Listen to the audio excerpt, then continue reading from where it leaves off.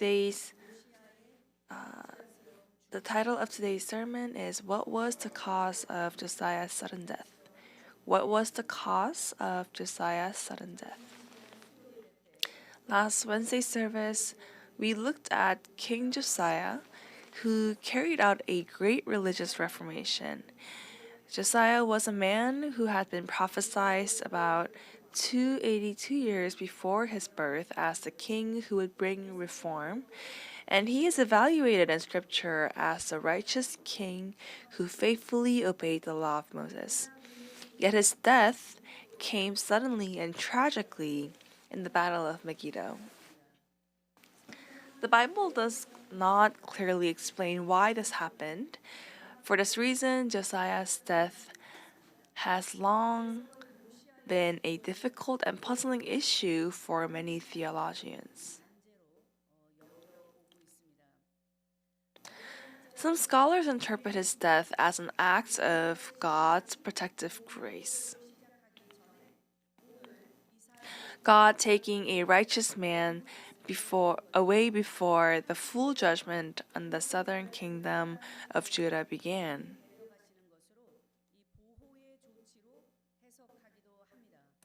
And others understand it as the result of a misjudgment on Josiah's part. However, the clearest lesson we can draw from this is no matter how good or faithful a person may be, when faced with critical decisions, one must always inquire of God and continue to inquire to the very end. Josiah's death teaches us that prayer is something we must carry to the end. And to better understand his death, let us briefly examine the international political situation of that time. So, big number one, the international political situation in the time of Josiah. The international political situation in the time of King Josiah. The period of King Josiah was a time of great upheaval in international politics. In the north, Assyria, the dominant superpower was collapsing, while a new power, Babylon, was rapidly expanding its influence. And in the south, Egypt sought to preserve its own power by supporting the weakened Assyria in order to block Babylon's advance.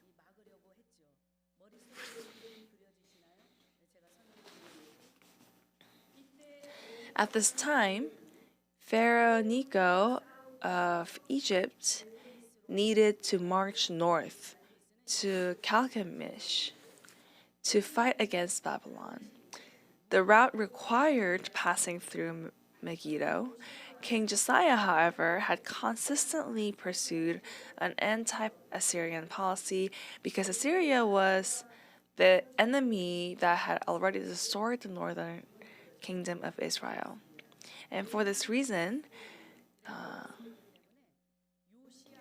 Josiah attempted to stop the Egyptian army as it moved to support Assyria, and the battle took place at Megiddo. At that moment, Pharaoh Necho sent messengers to Josiah with this warning, "I have no intention of fighting against you. God is with me. Do not oppose me."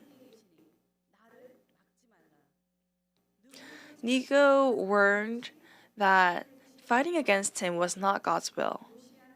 Nevertheless, Josiah ignored this message and went out to the battle. And all this is written in 2 Chronicles chapter 35, verses 20 to 22. And let us read responsively. After all this, when Josiah had set the temple in order, Necho, king of Egypt, came up to make war at Calchemish on the Euphrates, and Josiah went out to engage him.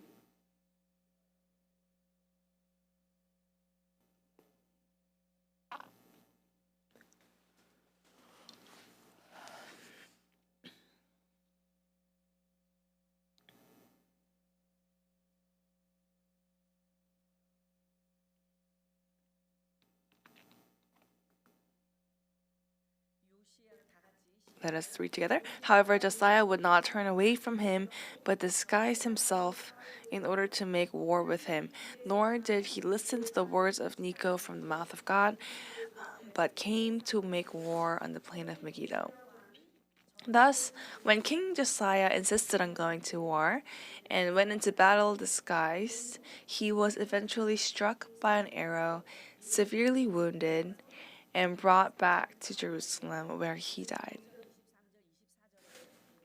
Written in verses 23-24. From a human perspective, his actions are understandable. Pharaoh Necho was a foreign king who did not know the Lord, so it may have seemed reasonable not to trust his words. Moreover, if Egypt had allied with Assyria and defeated Babylon, Judah would once again have been in danger of falling under their influence.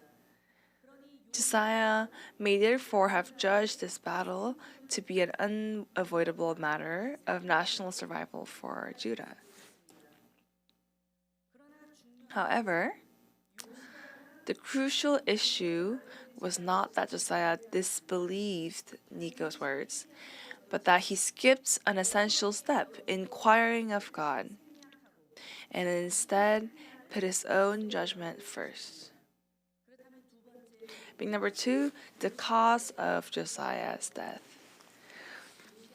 The cause of Josiah's death.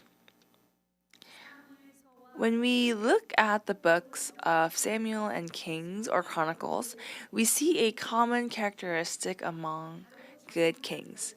Whenever they faced important decisions, they always inquired of God. For example, Scripture records that David asked the Lord before going into battle in every situation. And this is written in 1 Samuel chapter 23, verse 2, verse 4, 2 Samuel chapter 5, verse 19 and 23. Let us read. I will read 1 Samuel chapter 23, verses 2 and 4. So David inquired of the Lord, saying, "Shall I go and attack these Philistines?" And the Lord said to David, "Go and attack the Philistines and deliver Keilah." Then David inquired the Lord once again. Then David inquired of the Lord once more, and the Lord answered him and said, "Arise, go down to Keilah, for I will give the Philistines into your hands."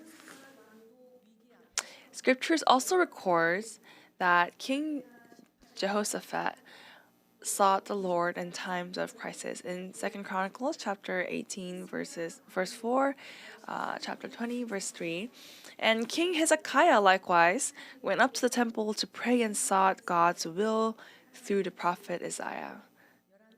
2 Kings chapter 19 verses 14 and 15, Isaiah chapter 37 verse 1. However, before the battle of Megiddo, there was no record in the Bible that Josiah inquired of God. As you know, during Josiah's reign, the prophets Jeremiah, Zephaniah, and Huldah were active, as well as the high priest Hilkiah. When the book of the law was discovered in 622 BC, Josiah immediately sent messengers to Huldah to seek the will of God. Therefore, in this situation as well, he should have consulted them or personally prayed to God and sought his guidance. From one perspective, it may have been difficult for Josiah by human judgment to discern whether Necho's words truly came from God. It would not have been easy to accept a foreign king who did not know the Lord saying, "God is with me." And precisely for that reason, Josiah should all the more have consulted the prophets around him and sought God's will through prayer together with them. However, 2 Chronicles chapter 35 verse 22 describes the event by saying that Josiah did not listen to the words of Necho from the mouth of God, thereby revealing that Necho's message was indeed true and that it was from God. This wording emphasizes that Josiah failed to listen. It was not that Josiah failed to hear, but that he was unwilling to listen. It shows that his heart had already made up its mind. 2 Chronicles chapter 35 verse 22. Let us all read together. Verse 22. However, Josiah would not turn away from him, but disguised himself in order to make war with him, nor did he listen to the words of Necho from the mouth of God, but came to make war on the plain of Megiddo.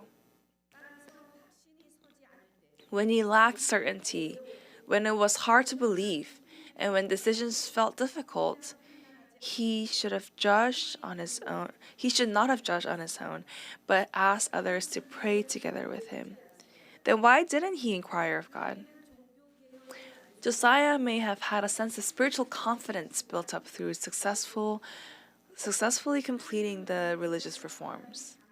He likely had a strong conviction that he was fighting for God.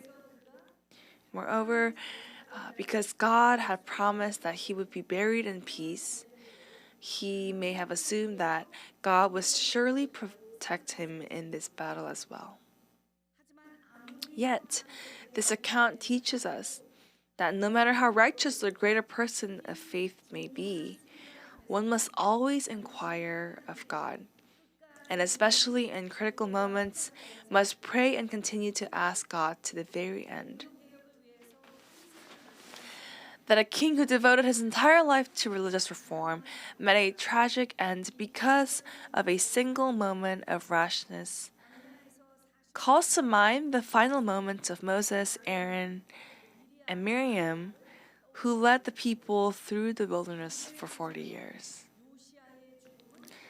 Like their lives, Josiah's death teaches us that prayer is something we must carry through to the end. In conclusion, King Josiah was a good king who for 39 years sought the Lord throughout his life and walked faithfully according to the law. God himself evaluated himself as a great king who accomplished religious reform, much like his great-grandfather Hezekiah. Yet his sudden death teaches us this truth. Prayer must always be offered, and prayer must be carried through to the end. Beginning in prayer is important, but finishing in prayer is also essential. We must ask, wait, ask again, and refuse to give up until God's answer comes. No matter how grace-filled our lives have been, and no matter how mature our faith may appear, the moment we loosen our grip on prayer, we become capable of making mistakes. In addition, we need the prayers of a community that seeks and discerns God's will together in unity. All people, without exception, carry the fallen spiritual DNA of Adam. This does not refer to physical genetics, but to a heart inclined towards pride, a nature that tends to place our own thoughts ahead of God's will. And because of this, anyone can become prideful at any time and slip into disobedience. Therefore, especially when things are going well, and when we feel that we are standing rightly, we must be all the more careful with our words, more diligent in seeking God's will, and more patient in waiting for His voice. Beloved saints, God never turns away from those who pray to the very end. He surely answers those who cry out to Him persistently and opens a way for those who continue to believe until the end. At this time, as we come before God, our Father, and pray like children, we trust that He will incline His ear and listen to our prayers. Remember this: When the church is healthy and thriving, the personal obstacles we face are also resolved. Rather than each of us retreating in difficulty, let us endure through prayer, seeking through prayer, searching through prayer, and knocking through prayer until the very end.